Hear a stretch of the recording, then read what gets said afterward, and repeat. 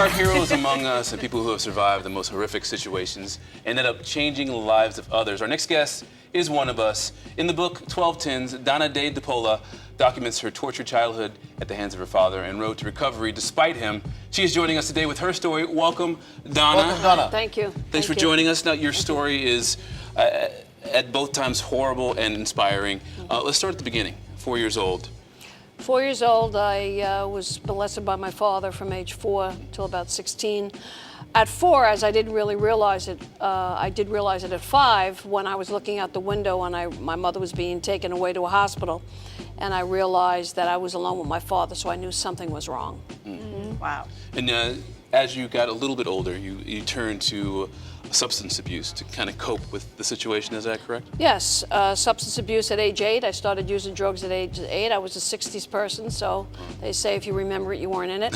So I did take drugs. How did that happen? How did you suddenly, did you find alcohol in the house? Did you find pills? What happened? Well, I had some pills that my mom had, and I also, my father was a big drinker.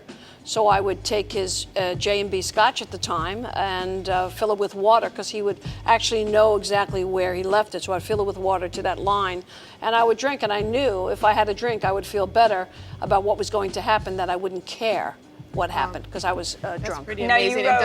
And sorry. And you thought incest was normal. Yes, I did. At that time, and it's very interesting. At what point were you able to get out of that situation? Well, I didn't think it was normal or not normal, but that's a good word because as a child, whatever you do, you're taught to accept those things. So I accepted it. And then one time in gym class, I said to one of my fellow students, I was young, and I said, "You don't sleep with your father? You don't have sex with your father?" She says, "You know, Doana Mae, you're so funny." And I went, "Oh, yeah." And that's when I realized it wasn't the thing to do at that particular point. I think it was about 10. And you finally, at 17, got out of the house. Yes, yes. All my siblings got out of the house at 17 and 18, yes. So that's how you found safety. But then you went into the garage one day and found something much more horrific than what you even experienced. Well, it wasn't in the garage or garage, as you say. I wasn't thinking of garage, but Well, that's you know, it's my crazy accent. You're trying to make me garage. It was actually a dropped ceiling, and the dropped ceiling, we knew that we couldn't go in because my father had stuff there. So when he died, I went up there and I found gun, ammunition, and 12 movie tins. And I took them down and I brought them downstairs to the basement and hid them. At the time, I wasn't sure what they were, but in the back of my mind, I knew what they were. You watched them and...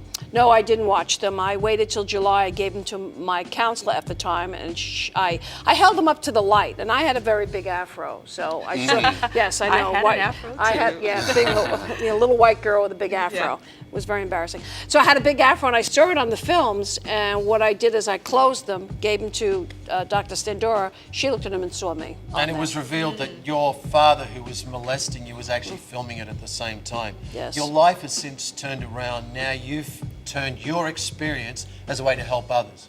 Well, we started the Resource Training and Counseling Center. The Counseling Center just opened, but we started the Resource Training Center 15 years ago. And what we did was like a helping hand to help people. We were KSAC training. We trained people to be counselors. We did DWI, and we are the only